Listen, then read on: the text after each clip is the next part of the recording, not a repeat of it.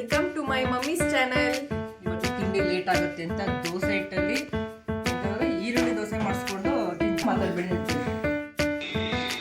Full ಬಿಸಿ ನೋಡಿ.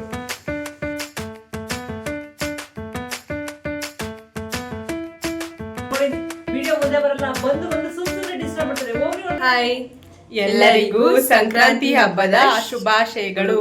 Welcome to my mummy's channel. ಯಾಕಿವತ್ತು ನಾವು ಬಂದಿದ್ದೀವಿ ಅಂತ ಯೋಚನೆ ಮಾಡ್ತಾ ಇದ್ದೀರಾ? ನಮ್ಮಮ್ಮ ಇವತ್ತು ಫುಲ್ ಬ್ಯುಸಿ ಆಗಿಬಿಟ್ಟಿದ್ದಾರೆ. ಅದಕ್ಕೆ ನಮ್ಮಮ್ಮ ಏನು ಮಾಡ್ತಿದ್ದಾರೆ, ಏನಕ್ಕೆ ಬ್ಯುಸಿ ಆಗಿದ್ದಾರೆ ಅಂತ ನೋಡೋಣ ಬನ್ನಿ. ನೋಡಿ, ನಮ್ಮಮ್ಮ ಫುಲ್ ಬ್ಯುಸಿ ಆಗಿಬಿಟ್ಟಿದ್ದಾರೆ. ಅಮ್ಮ ವಾಕ್ ಮಾಡ್ತಾ ಇದ್ದೀರಾ? ಹಾಂ, ನಮಸ್ತೆ ಎಲ್ರಿಗೂ. Welcome to my. ಅಮ್ಮ ಹೇಳಿದ್ವಿ, ನಾವೇ ವೆಲ್ಕಮ್ ಮಾಡಿದ್ವಿ ನಿಮ್ಮ ವ್ಯೂವರ್ಸ್ ಎಲ್ಲರೂ. ಹೌದಾ? ನೋಡಿ, ಅವರೇನೇ ಇವತ್ತು ವೆಲ್ಕಮ್ ಮಾಡೋರಂತೆ.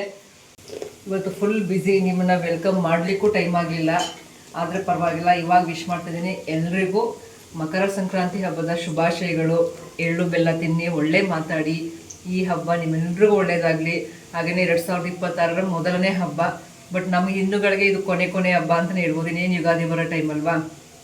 ಆದರೂ ಹೊಸ ಕ್ಯಾಲೆಂಡರಲ್ಲಿ ಫಸ್ಟ್ ಹಬ್ಬ. ಎಲ್ರಿಗೂ ಒಳ್ಳೇದಾಗಲಿ. ಸುಗ್ಗಿ ಹಬ್ಬ, ಭತ್ತ ಬಂದಿರುತ್ತದೆ. ಹೊಸ ಅಕ್ಕಿನಲ್ಲಿ ಪೊಂಗಲ್ ಮಾಡಿ ತಿಂತೀವಿ. ಒಂಥರ ವಿಶೇಷತೆ ಇರುತ್ತೆ ಈ ಹಬ್ಬದಲ್ಲಿ.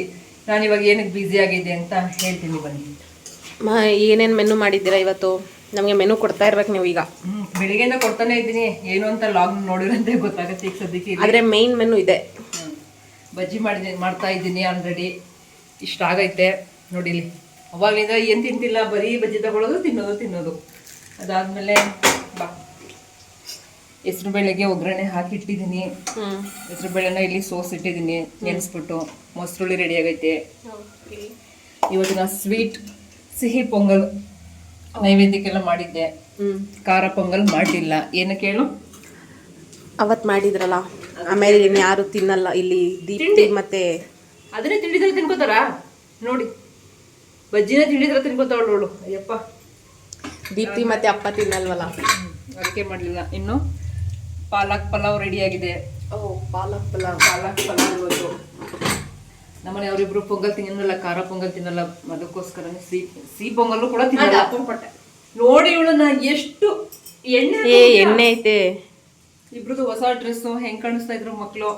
ಇವಳೇ ಸಿಂಪಲ್ ಆಗಿ ತಗೊಂಡೋಳು. ಅವಳು ಚೆನ್ನಾಗೈತೆ ಬಿಡಿ, ಗ್ರ್ಯಾಂಡ್ ಆಗೈತೆ. ನಂದು ಇದು ಸುಮಾರು 6 ತಿಂಗಳು ಡ್ರೆಸ್ಸು. ದೀಕ್ಷಾ ನನಗೆ ಬರ್ತ್ಡೇಗೆ ತಂದು ಕೊಟ್ಟಿದ್ದು ಟಾಪ್ ಇದು. ಅದನ್ನೇ ಹಾಕ್ಕೊಂಡೆ. ಇನ್ನೊಂದು ಹಾಕೋಬೇಕು ಅಂತ ಇಷ್ಟ ಇತ್ತು, ಪ್ಯಾಂಟ್ ಸಿಗಲಿಲ್ಲ. ಸೊ ಇದನ್ನೇ ಹಾಕ್ಕೊಂಡಿದ್ದೀನಿ. ಈಗ ಸಂಜೆಗೆ ಇದಿಷ್ಟು ನಮ್ಮ ಮೆನು ಇವತ್ತೊಂದು. ನೀವೆಲ್ಲ ಏನೇನು ಮಾಡಿದ್ರಿ ಅಂತ ಕಮೆಂಟ್ ಮಾಡಿ. ನೆಕ್ಸ್ಟು ತಿಂಡಿ ತಿನ್ನೋ ಸಮಯ ಆಲ್ರೆಡಿ ಲೇಟ್ ಆಗ್ಬಿಟ್ಟೈತೆ. 12-12:30 ಆಗಕ್ಕೆ ಬಂತು. ತಿಂಡಿ ತಿನ್ನಬೇಕು. ಅದಾದಮೇಲೆ ಸಾಂಬಾರು ಮಾಡೋಣ ಅಂತ ಬೇಳೆ ತೆಗೆದಿಟ್ಟಿದ್ದೀನಿ, ಟೊಮೊಟೊ ಇಟ್ಟಿದ್ದೀನಿ. ಇವಾಗಲೇ ಕೂಗಿಸ್ಬಿಡೋಣ ಅಂದ್ಕೊಂಡೆ, ಬೇಡ ಆಮೇಲೆ ಮಾಡೋಣ. ಫಸ್ಟು ತಿಂಡಿ ತಿಂದ್ಬಿಟ್ಟು ಲಾಗ್ನ ಕಂಟಿನ್ಯೂ ಮಾಡೋಣ ಅಂದ್ಕೊಂಡಿದ್ದೀನಿ. ನೋಡೋಣ ಲಾಗ್ ಇವತ್ತು ಹೆಂಗೆ ಹೋಗುತ್ತೆ ಅಂತ. ಸೊ ಬಜ್ಜಿ ಎಷ್ಟಾಯ್ತು ನೋಡ್ಬಿಟ್ಟು ತಿನ್ನಬೇಕು ಅಂತ ತಿನ್ನೋಣ. ಫಸ್ಟ್ ನಾವು ಬಜ್ಜಿ ನಾವು ತಿಂದ್ಬಿಟ್ಟು ಆಮೇಲೆ ವಿಡಿಯೋನ ಕಂಟಿನ್ಯೂ ಮಾಡೋಣ. ಹಾಗೆಯೇ ನಾವು ತಿಂಡಿ ತಿನ್ನೋಷ್ಟೊತ್ತಿಗೆ ಬೆಳಿಗ್ಗೆಯಿಂದ ಏನಾಯಿತು ಅಂತ ನೀವು ನೋಡ್ಕೊಂಡು ಬನ್ನಿ. ಮತ್ತೆ ನಿಮಗೆ ಆಮೇಲೆ ಸಿಗ್ತೀನಿ. ಬಾಯ್. ನೋಡಿ, ಇವತ್ತು ತಿಂಡಿ ಲೇಟ್ ಆಗುತ್ತೆ ಅಂತ ದೋಸೆ ಹಿಟ್ಟಲ್ಲಿ ಎಂತಂದ್ರೆ ಈರುಳ್ಳಿ ದೋಸೆ ಮಾಡಿಸ್ಕೊಂಡು ತಿಂತವ್ರೆ. ಮನೆ ಹೆಂಗಿರುತ್ತೆ ಯಪ್ಪ. ಬೆಳಿಗ್ಗೆಯಿಂದ ಟಾರ್ಚರ್ ಕೊಡ್ತಾರೆ ನನಗೆ. ಹೊಟ್ಟೆಶಿ ಹಬ್ಬ ಬಂತಂದ್ರೆ ಮುಗ್ದೋಯ್ತು. ನಿಮ್ಮದೇ ಪೂಜೆ ಮಾಡೋಂಗಿಲ್ಲ, ತಿಂಡಿ ಮಾಡೋಂಗಿಲ್ಲ, ಮನೇಲಿ ಕೆಲಸ ಮಾಡೋಂಗಿಲ್ಲ. ಅದಕ್ಕೆ ಒಂದು ಚೂರು ನಾನು ಟೇಸ್ಟ್ ನೋಡಿದೆ. ಪೂಜೆ ಮಾಡಿಲ್ಲ, ಆದರೂ ಟೇಸ್ಟ್ ನೋಡಿದ್ದೀನಿ. ಇದಿಷ್ಟು ಸದ್ಯಕ್ಕೆ ಅವ್ರಿಗೆ ಒಬ್ರಿಗೆ ಮಾತ್ರ ಬ್ರೇಕ್ಫಾಸ್ಟು. ಆಮೇಲೆ ನಮಗೆ ಮಾಡ್ತೀನಿ. ಏನು ಮಾಡ್ತೀನಿ ಅಂತ ನೋಡಿರಂತೆ. ತಿಂಡಿ ಆಯ್ತಾ? ಏನು ಮಾಡಿದ್ರಿ? ನಾನು ಪೂಜೆಗೆ ಸಿಹಿ ಪೊಂಗಲ್ ಮಾಡಿದ್ದೀನಿ, ಖಾರ ಪೊಂಗಲ್ ಮಾಡಲಿಲ್ಲ ಇವತ್ತು ಅಷ್ಟೇ. ಅದಕ್ಕೋಸ್ಕರ ತಿನ್ಕೊಳ್ರಪ್ಪ. ಇನ್ನು ತಿಂಡಿ ತಿನ್ಬಿಟ್ಟು ನಾನು ನಮ್ಮ ರೆಗ್ಯುಲರ್ ತಿಂಡಿ ಕೊಡೋದಂತ ಮಾತಾಡ್ಬೇಡಿ ಅಂತೀನಿ. ಇನ್ನು ನಾನಿಲ್ಲಿ ಪೂಜೆಗೆಲ್ಲ ಹೂವು ಕಟ್ಕೋತಾ ಇದ್ದೆ. ಹೂವು ಜಾಸ್ತಿ ಇತ್ತು. ನಾನು ತೊಗೊಬಂದಿದ್ದೆ, ನಮ್ಮ ಮನೆಯವರು ತೊಗೊಬಂದಿದ್ರು. ಒಬ್ರಿಗೊಬ್ರು ಗೊತ್ತಿಲ್ಲದೆ ಹಿಂಗೆ ಒಂದಷ್ಟು ಹೂವು ತೊಗೊಬಂದಿದ್ವಿ. ಮನೆಯವರು ಕಾಕಡ ಹೂವೆಲ್ಲ ತಂದುಕೊಟ್ಟಿದ್ರು. ಹೂವು ಜಾಸ್ತಿ ಇತ್ತಲ್ಲ, ಅದಕ್ಕೋಸ್ಕರ ಹೂವು ಕಟ್ಟಿ ಹಾಕೋಣ ಅಂದ್ಬಿಟ್ಟು ಅಲಂಕಾರ ಎಲ್ಲ ಶುರು ಮಾಡಿದ್ದೆ. ದೇವ್ರ ಮನೆಯೆಲ್ಲ ಹಿಂದಿನ ದಿನವೇ ರೆಡಿ ಮಾಡ್ಕೊಂಡಿದ್ರಿಂದ ಬೆಳಿಗ್ಗೆನೇ ದೇವ್ರ ಅಲಂಕಾರಕ್ಕೆ ಅಂತ ಕೂತ್ಬಿಟ್ಟೆ. ನೋಡಿದ್ರಲ್ಲ, ಆವಾಗಲೇ ಮನೆಯವ್ರಿಗೆ ದೋಸೆ ಹಾಕ್ಕೊಟ್ಬಿಟ್ಟು ಅವರೊಬ್ಬರು ಆರಾಮಾಗಿರಲಿ ಅಂತ ಮಕ್ಳಿಗೆ ಒಂದೊಂದು ದೋಸೆ ಆಯಿತು, ಅವ್ರಿಗೂ ಹಾಕ್ಕೊಟ್ಬಿಟ್ಟು ಇವಾಗ ದೇವ್ರ ಅಲಂಕಾರ ಶುರು ಮಾಡಿದ್ದೀನಿ. ಇನ್ನು ಹೊರಗಡೆ ಎಲ್ಲ ರಂಗೋಲಿ ಬಿಟ್ಟಿದ್ದೀನಿ. ಸಿಂಪಲಾಗೇ ಬಿಟ್ಟಿದ್ದೀನಿ. ಈ ಟೈಲ್ಸಲ್ಲೇನು ಅಷ್ಟು ಕಾಣಿಸೋದಿಲ್ಲ. KR ನಗರದಲ್ಲಿದ್ದರೆ ಇನ್ನೂ ಗ್ರ್ಯಾಂಡಾಗಿ ರಂಗೋಲಿ ಹಾಕ್ಬೋದಿತ್ತು, ಪರವಾಗಿಲ್ಲ. ಇದು ಒಂಥರ ಚೆನ್ನಾಗಿದೆ ಅನ್ನಿಸ್ತು. ಇನ್ನು ತುಳಸಿ ಕಟ್ಟೆ ಮುಂದೆ ಆ್ಯಸ್ ಯೂಶ್ವಲ್ ಹಬ್ಬಕ್ಕೆ ಬೇಕಾಗಿರೋ ಒಂದು ರಂಗೋಲಿನ ಹಾಕಿದ್ದೆ. ಇನ್ನು ಅಲಂಕಾರ ಎಲ್ಲ ಮುಗಿದು ಪೂಜೆ ಆಯಿತು. ಪೂಜೆನೇ ಆಯಿತು. ತುಳಸಿ ಕಟ್ಟೆ ಹತ್ರ, ಹೊಸ್ಲ ಹತ್ರ ಮತ್ತು ದೇವ್ರ ಮನೆ ಹತ್ರ ಬನ್ನಿ. ನಮ್ಮ ದೇವ್ರ ಮನೆ ನೋಡಿರಂತೆ ತುಳಸಿ ಕಟ್ಟೆ ಹತ್ರ ಇರೋ ರಂಗೋಲಿ ಕಾಣಿಸಲ್ಲ, ಬಟ್ ನೈಟ್ ನಾನು ಶೂಟ್ ಮಾಡಿದ್ದೀನ, ಅದರಲ್ಲಿದೆ, ತುಂಬ ಚೆನ್ನಾಗಿ ಕಾಣಿಸುತ್ತೆ. ಇನ್ನು ದೇವ್ರ ಮನೆ ಅಲಂಕಾರ, ಪೂಜೆ ಎಲ್ಲ ತುಂಬ ಚೆನ್ನಾಗಾಗಿತ್ತು. ಇದ್ರದ್ದು ಶಾರ್ಟ್ಸ್ ಕೂಡ ಹಾಕಿದ್ದೆ, ಚೆನ್ನಾಗೋಯ್ತು. ಸುಮಾರು ಲೈಕ್ಸ್ ಕೂಡ ಬಂದಿದೆ. ಖುಷಿಯಾಯಿತು. ದೇವ್ರ ಪೂಜೆ ಎಲ್ಲ ಇಷ್ಟಪಡೋರು ತುಂಬ ಜನ ಇದ್ದಾರೆ ಅಂತ ಅನ್ನಿಸ್ತು ನನಗೆ.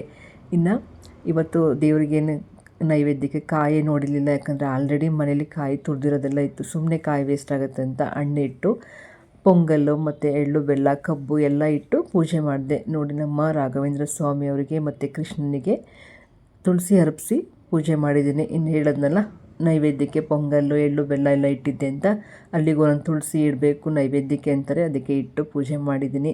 ಹೇಗಿದೆ ದೇವ್ರ ಅಲಂಕಾರ ಎಲ್ಲ ಅಂತ ಕಮೆಂಟ್ ಮಾಡಿ. ಇಷ್ಟ ಆದರೆ ಲೈಕ್ ಮಾಡಿ ಆಯಿತಾ. ನೀವೆಲ್ಲ ಹೇಗೆ ಪೂಜೆ ಮಾಡಿದ್ರಿ? ನಂದಂತೂ ಹಬ್ಬದ ಪೂಜೆ ಇದಿಷ್ಟಿತ್ತು. ನನಗೂ ತುಂಬ ಖುಷಿಯಾಯಿತು ಹಬ್ಬ ಮಾಡಿದ್ದು, ಪೂಜೆ ಮಾಡಿದ್ದು.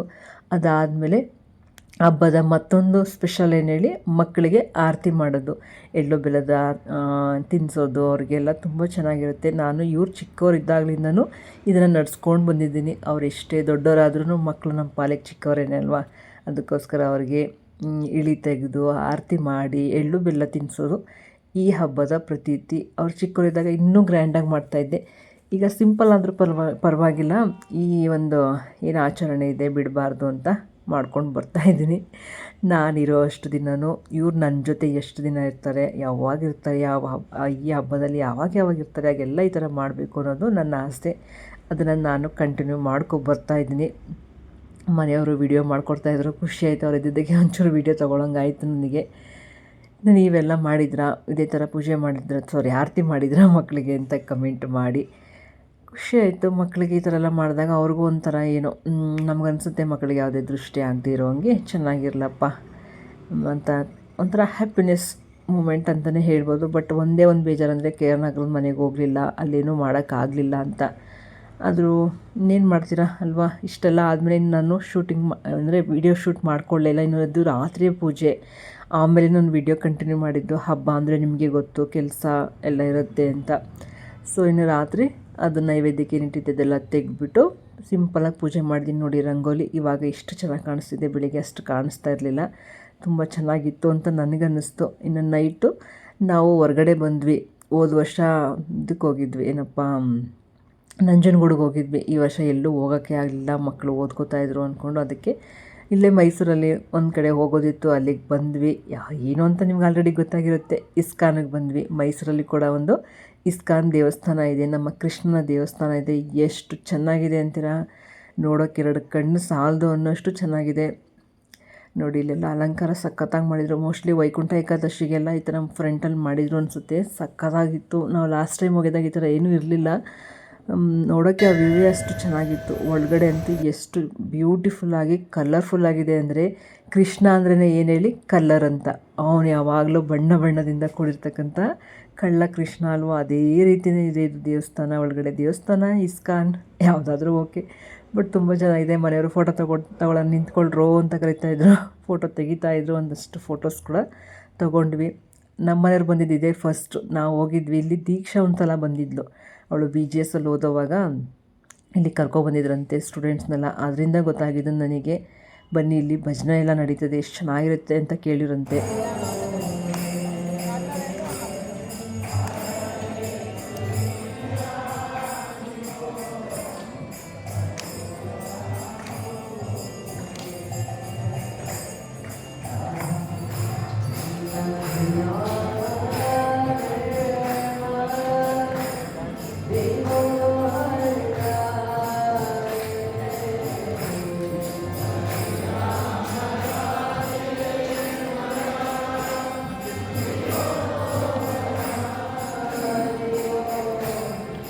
ಕೇಳಿದ್ರಲ್ಲ, ಹೇಗನ್ನಿಸ್ತು?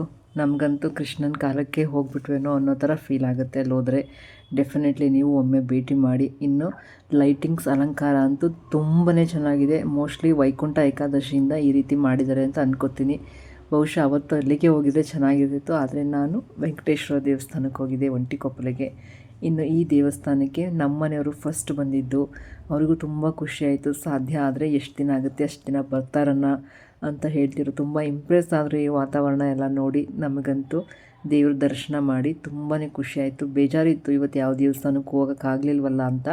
ಕೃಷ್ಣನ ನೋಡಿ ತುಂಬ ಖುಷಿ ಅನ್ನಿಸ್ತು. ನೋಡಿ ಹತ್ತಿರದಿಂದ ನೋಡಿದ್ರಂತೂ ಎಷ್ಟು ಚೆನ್ನಾಗಿದೆ. ಡೈರೆಕ್ಟ್ ನೋಡಬೇಕು ನೀವು, 2 ಕಣ್ಣು ಸಾಲದು ಅನಿಸುತ್ತೆ, ಅಷ್ಟು ತುಂಬ ಬ್ಯೂಟಿಫುಲ್ಲಾಗಿದೆ.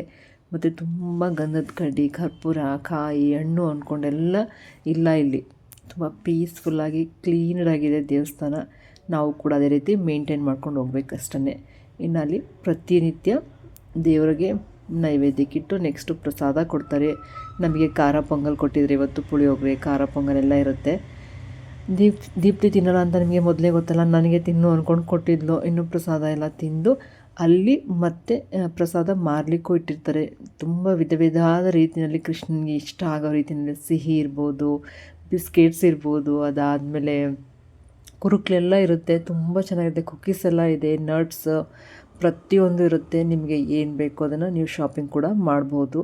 ಆ್ಯಂಡ್ ತುಂಬ ಹೈಜೆನಿಕ್ಕಾಗಿ ಚೆನ್ನಾಗಿ ಮಾಡಿರ್ತಾರೆ. ಅದಕ್ಕೋಸ್ಕರನೇ ಇಲ್ಲಿ ನಾನು ಹೋದಾಗ ಖಂಡಿತ ತೊಗೊಂಡು ಬರ್ತಿದ್ದೀನಿ. ನಾವು ಒಂದಷ್ಟು ಶಾಪಿಂಗ್ ಮಾಡಿದ್ದೀವಿ ಇಲ್ಲಿ. ಏನು ಅಂತ ನೋಡ್ತಾ ಇರಿ, ವಿಡಿಯೋ ಕೊನೆಯಲ್ಲಿ ನಿಮಗೆ ಗೊತ್ತಾಗ್ತದೆ.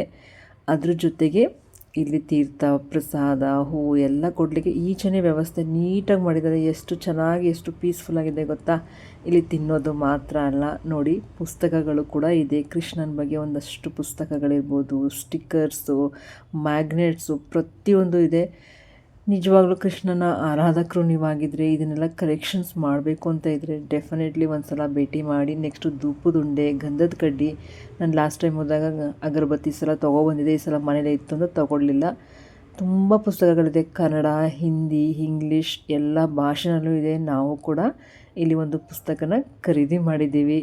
ಅದ್ರ ಬಗ್ಗೆನೂ ವೀಡಿಯೋದಲ್ಲಿ ಹೇಳ್ತಾ ಹೋಗ್ತೀನಿ, ನೋಡಿವ್ರಂತೆ. ಇನ್ನೆಲ್ಲ ಮುಗಿಸ್ಕೊಂಡು ನಾವು ಬರ್ತಾಯಿದ್ವಿ. ನಮ್ಮ ಮನೆಯವರು 1-2 ಫೋಟೋಸ್ ತೊಗೋತಾಯಿದ್ರು. ಮಕ್ಕಳಂತೂ ಆಲ್ರೆಡಿ ಈಚೆ ಬಂದು ವೆಯ್ಟ್ ಮಾಡ್ತಾಯಿದ್ರು. ನೋಡಿ ಅವರಪ್ಪ ಅವ್ರದ್ದು ಫೋಟೋ ತೊಗೊಳಕ್ಕೆ ಅಂತ ಹೋಗ್ತಿದ್ರಾ. ದೀಕ್ಷಾ ಸರಿಯಾಗಿ ಫೋಸ್ ಕೊಡ್ತಿಲ್ಲ ನೋಡಿ, ಅವಳ ತಂಗಿ ಏನು ಮಾಡಿದ್ಲು ಅಂತ. ಅಕ್ಕಂದ್ರೆ ಅಂದರೆ ಎಷ್ಟು ಮರ್ಯಾದೆ ಕೊಡ್ತಾರಲ್ವ ಇವಾಗಿನ ಮಕ್ಕಳು.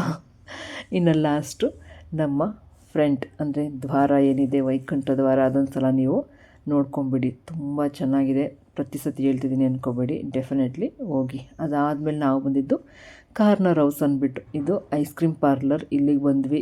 ಸಿಕ್ಕಾಪಟ್ಟೆ ಕಾಸ್ಟ್ಲಿ ಇದೆ. ಇಲ್ಲಿ ಬಂದು ಪ್ರೈಸಸ್ ನೋಡ್ತಿದ್ದಂಗೆ ನನಗೆ ಡಿಸಪಾಯಿಂಟ್ ಆಗೋಯ್ತು. ನನ್ನನ್ನು ಅದಕ್ಕೆ ಅವ್ರು ಜಾಸ್ತಿ ಹೊರಗಡೆ ಕರ್ಕೊಂಬರಲ್ಲ. ಏನಕ್ಕಂದರೆ ಎಲ್ಲದಕ್ಕೂ ಅವಕಾಶ ಕೊಡಲ್ಲ ನಾನು ಅಂತ. ಇವಳಿದ್ದಾಳಲ್ಲ, ಇವಳಿಗೋಸ್ಕರನೇ ಇಲ್ಲಿಗೆ ಬಂದಿದ್ದು. ಆಲ್ರೆಡಿ ಅವ್ರ ಅಪ್ಪ ಮಗಳಿಬ್ಬರು ಬಂದಿದ್ದಾರೆ. ಎಷ್ಟು ಕಾಸ್ಟ್ಲಿದು, ಇವಳೇ ಕಾಸ್ಟ್ಲಿ ತೊಗೊಂಡಿರೋದು ನಮ್ಮ ಮನೇಲಿ. ಅಷ್ಟು ಇಷ್ಟ ಇವಳಿಗೆ ಐಸ್ ಕ್ರೀಮ್ ತಿನ್ನೋದು ಅಂದರೆ. ನಂಗೆ ಸ್ವಲ್ಪ ಬೇಜಾರಾಗಿತ್ತು, ಇಷ್ಟೊಂದು ದುಡ್ಡು ಕೊಟ್ಟು ತಗೊಂಡು ತಿನ್ನಬೇಕಾ ಅಂತ. ಈ ನನ್ನ ಬೇಜಾರು ನಿಮಗೆ ನಾನು ನೆಕ್ಸ್ಟ್ ಲಾಸ್ಟ್ ವೀಡಿಯೋ ಮಾಡಿದ್ದೀನಿ, ಅದರಲ್ಲೂ ಕಾಣಿಸುತ್ತೆ. ಇನ್ನು ತೊಗೊಂಡಿರೋ ಅನಿವಾರ್ಯತೆಗೆ ನಾನು ಸ್ವಲ್ಪ ತಿನ್ನಬೇಕಾಗಿ ಬಂತು. ನನಗೆ ಅಷ್ಟೊಂದು ಐಸ್ ಕ್ರೀಮ್ ಏನು ಇಷ್ಟ ಆಗಲ್ಲ, ಅಲ್ಲೂ ಪ್ರಾಬ್ಲಮ್ ಇರೋದ್ರಿಂದ ನಾನು ಅಷ್ಟೊಂದು ತಿನ್ನಲ್ಲ. ಇನ್ನು ಐಸ್ ಕ್ರೀಮ್ ತಿಂದ್ಕೊಂಡು ನಮ್ಮನೆಯವ್ರು ತಣ್ಣಗೆ ಐಸ್ ಕ್ರೀಮ್ ತಿಂದು ಅಂತ ಹೇಳ್ತಿದ್ರು. ಅಲ್ಲಿ ಒಂದು ಬಸವ ಕೂಡ ಬಂದಿತ್ತು, ರೇಗಿಸ್ತಾಯಿದ್ರು ನಮ್ಮ ಮನೆಯವರು. ಬಸವ ಕೂಡ ಐಸ್ ಕ್ರೀಮ್ ತಿನ್ನೋಕೆ ಬಂದಿದ್ದಾನೆ ನೋಡಿ ಅಂದ್ಕೊಂಡು ಅದೊಂದು ವೀಡಿಯೋ ಮಾಡ್ಕೋತಿದ್ರು. ಇದೆಲ್ಲ ಮುಗಿಸ್ಕೊಂಡು ಇನ್ನು ಮನೆಗೆ ಹೊರಟ್ವಿ. ಇವತ್ತಂತೂ ಸಮಯ ತುಂಬ ಚೆನ್ನಾಗೋಯ್ತು ಅಂತ ತುಂಬಾ ಖುಷಿ ಆಯಿತು. ನೋಡಿದ್ರಲ್ಲ ಇವತ್ತಿನ ವಿಡಿಯೋ ಹೇಗನ್ನಿಸ್ತು. ನಾವು ಇಸ್ಕಾನ್ಗೆ ಹೋಗಿದ್ದಂತೂ ತುಂಬ ಚೆನ್ನಾಗಿತ್ತು ಅನುಭವ. ನೀವು ಕೂಡ ಮೈಸೂರಿಗೆ ಬಂದರೆ ಇಸ್ಕಾನ್ಗೆ ಹೋಗಿ, ಬೆಂಗಳೂರಿಗೆ ಹೋಗಿ ನೋಡೋಕ್ಕಾಗದೇ ಇದ್ದರೆ ಮೈಸೂರಲ್ಲೇ ಬನ್ನಿ. ಮೈಸೂರು ತುಂಬ ಚೆನ್ನಾಗಿದೆ. ಇದು ಇಂಪ್ರೂವ್ಮೆಂಟ್ ಮಾಡ್ತಾ ಇದ್ದಾರೆ. ಈ ಸಲ ಅಂತೂ ತುಂಬ ಚೆನ್ನಾಗಿತ್ತು ಅಲ್ವಾ ದೀಕ್ಷಾ? ಲಾಸ್ಟ್ ಟೈಮ್ ಹೋಗಿದ್ದು ಅವಾಗ ನಾನು ಯೂಟ್ಯೂಬರ್ ಆಗಿರಲಿಲ್ಲ. ನಮ್ಮ ಅಮ್ಮ ಎಲ್ಲ ಬಂದಿದ್ರು, ನಮ್ಮ ಅಮ್ಮನ ಫ್ಯಾಮಿಲಿ ಎಲ್ಲ ಬಂದಿದ್ರು ಅವಾಗ ಹೋಗಿದ್ದು. ಮತ್ತು ಅಲ್ಲಿ ಏನೇನು ಶಾಪಿಂಗ್ ಮಾಡಿದೆ ನೋಡಿದ್ರಲ್ಲ. ಹೋದ್ಸಲ ಹೋದಾಗ ಮುರುಕ್ ತಗೊಂಡಿದ್ದು ಸಕ್ಕತ್ತಾಗಿತ್ತು. ಅಲ್ಲಿ ಟೇಸ್ಟ್ ಅಂತೂ ತುಂಬ ಚೆನ್ನಾಗಿರುತ್ತೆ. ತುಂಬ ಹೈ ಕ್ವಾಲಿಟಿನಲ್ಲಿ ಮಾಡ್ತಾರೆ ಇದನ್ನು. ಸೊ ಅದಕ್ಕೆ ಈ ಸಲ 2 ತರಿಸ್ಕೊಂಡಿದ್ದೀವಿ. ನಮಗೊಂದು, ನಮ್ಮ ಮನೆಯವ್ರಿಗೊಂದು, ಇದ್ರಿಗೊಂದು ತಗೊಂಡಿದ್ದೀವಿ. ಸೂಪರ್ ಇದೆ ಇದು.